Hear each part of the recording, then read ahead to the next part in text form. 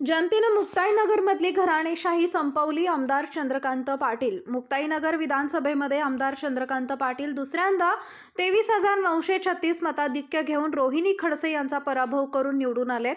आमदार चंद्रकांत पाटील हे दुसऱ्यांदा विधानसभेवरती गेलेत. जनतेनं मी केलेल्या 5 वर्षातील विकास कामांना प्राधान्य दिलं आणि मुक्ताईनगरमधली घराणेशाही संपवली, अशी प्रतिक्रिया निवडून आल्यानंतर आमदार चंद्रकांत पाटील यांनी माध्यमांशी बोलताना दिली आहे.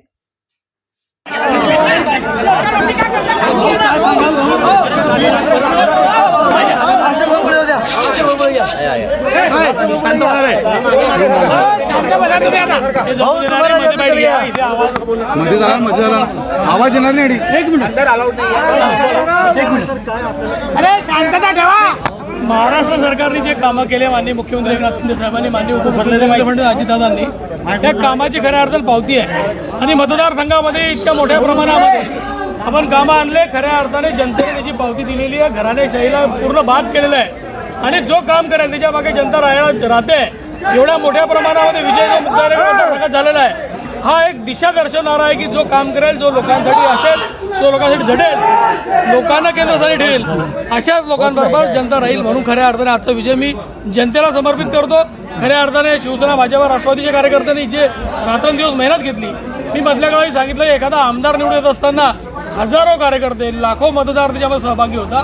रात्रंदिवस करता, रात्री 2-2 वाजेपर्यंत प्रचार करता, स्वतःच्या घरचं खाता आणि मेहनतीने काम करता. आज खऱ्या अर्थाने भाजपाचं मी खऱ्या अर्थाने मोठ्या प्रमाणामध्ये आभार मानले पाहिजे. भाजपच्या कार्यकर्त्याने स्वतः वाहून घेऊन मोठ्या प्रमाणामध्ये मदत केली. जेव्हा ज्यांचं तिकीट गेलं त्या लोकांनी एक पाऊल पुढे टाकून माझ्यापेक्षा जास्त मेहनत केली आणि खूप चांगलं काम केलं. जेवढं मी भाजपाच्या सगळ्या पदाधिकारी कार्यकर्त्यांचे, नंदुभाऊ असतील, डॉक्टर फडके असतील, अशोक खांडेलकर असतील, श्रीकांत महाजन असतील, आमचे मधु राणे असतील, मुक्ताईनगरचे आमचे तो तालुका अध्यक्ष जावरे असतील, या सगळ्या पदाधिकारी, अनेक पदाधिकारी अजून आहे, याचे सगळ्यांचे मनपूर्वक आभार मानतो.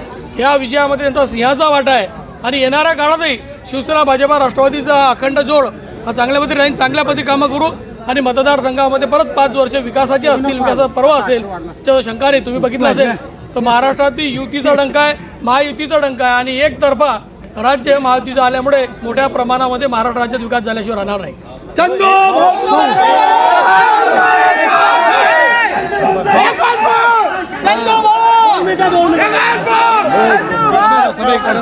ईव्हीएम मशीनवरती खापर पडलेला आहे की ईव्हीएम मशीनमध्ये काहीतरी घोड केलेला आहे. कारण 2 दिवसाआधी व्हॉट्सअपवरती ते कार्यकर्ता जे मतदारसंघामध्ये त्यांना लीड दाखवलेली आहे, अशा 2 दिवसाआधी त्यांचा हे फिरत होता. काय बोलणार यश? खडसे ते काय आता नाचता येण्याचं अंगण वाकडे आहे. आता सीट पडली, मोठ्या प्रकारे पडली, काय सांगतील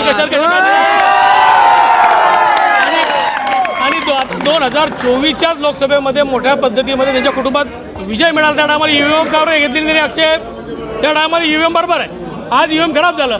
हे खऱ्या अर्थाने स्वतःचं कर्तृत्व संपलं आहे. लोकांनी त्यांना साफ नाकारलेलं आहे. मतदारसंघातली जनता, मुक्ताईनगर मतदारसंघातली जनता खूप सुज्ञ आहे आणि त्यांनी घराणेशाहीचा पूर्ण बिमोड केलेला आहे. खऱ्या अर्थाने कार्यकर्ता हा उद्याचा राज्यकर्ता आला पाहिजे, म्हणून आज राज्यकर्ता कार्यकर्ता होतोय, कुटुंबातला लोक व्यक्ती नाही. तर कुटुंबामध्ये आज परेशानी आहे. तुम्ही समजून घ्या. आजचा दिवस त्यांची सहानुभूती त्यांच्याविषयी ठेवा. बस तेवढंच मला म्हणायचं आपल्याला. थँक्यू. जळगाव जिल्ह्यामध्ये महाआघाडीचे एकही जागा निवडून आले नाही, काय बोलणार? महाविकास आघाडीने ज्या पद्धतीमध्ये आतापर्यंत काम केलेलं आहे ते काम किती बोगस होतं, कशा पद्धतीत होतं तुम्हाला माहिती आहे. त्याच्यामुळे लोकांचा त्यांच्यावर विश्वास नाही आहे. मधल्या काळात एक नेरेटिव्ह पसरवून त्यांनी लोकसभेमध्ये जे मतदान करण्याचा प्रयत्न केला, लोक खऱ्या अर्थात सुज्ञ झालेले, लोकांनी पॉझिटिव्ह मतदान केलं. धन्यवाद भाऊ.